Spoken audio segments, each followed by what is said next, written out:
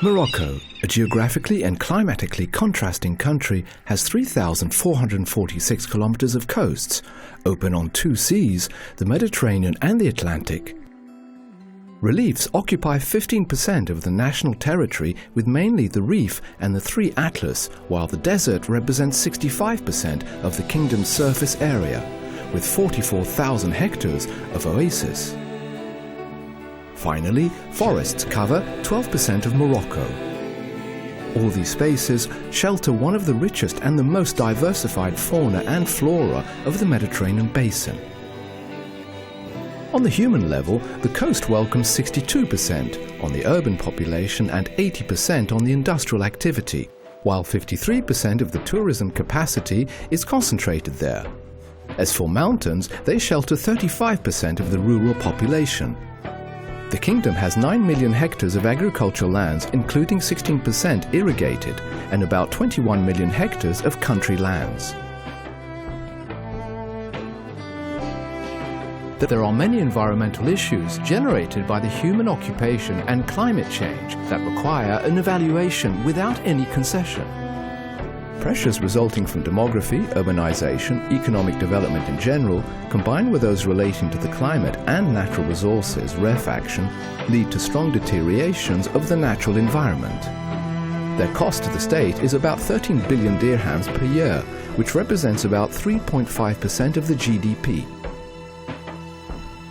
If water resources depend on climate conditions, despite some years with exceptional rains, water needs to increase owing to the improvement of life conditions.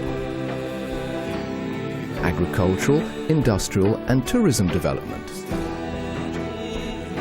The coast is threatened not only by domestic and industrial wastewater, but also an excessive urban densification and tourism visits that have to be rationalized.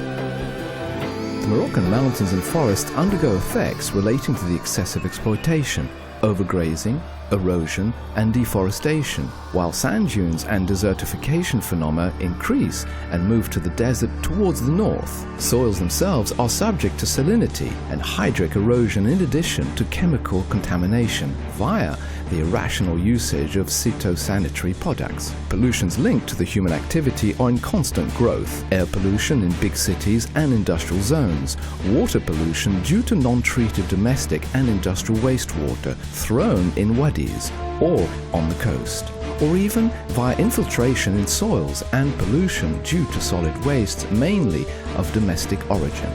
They represent about 18,000 tons each day, and less than 10% are recycled and 25% put into controlled dumps. Medical and industrial wastes also constitute non-negligible sanitary risks. Consequently, Moroccan biodiversity is threatened as over 7,000 flora species and 24,000 fauna, respectively, about 23%, and about 2.5% are endangered species. Morocco has set up a new policy that meets its concern about a rational management of its resources and its environment.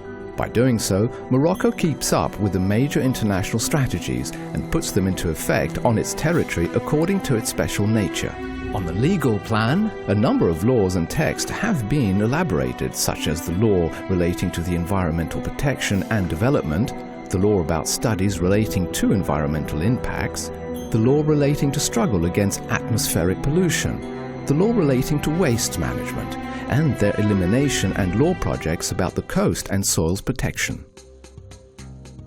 It has undertaken the elaboration and incentive and financial tools, as well as technologies supporting the struggle against pollutions, such as FODEP for Industrial Pollution Control Fund, the National Fund for Environmental and the Clean Development Mechanism. It has also created a National Observatory for Environment as well as regional ones.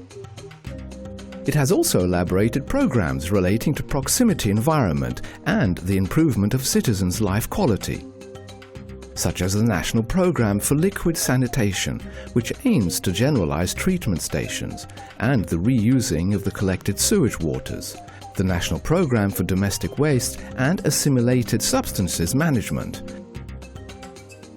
aiming to improve domestic waste collecting in cities and urban centres and to set up controlled dumps, while closing the rehabilitating and existing wild dumps.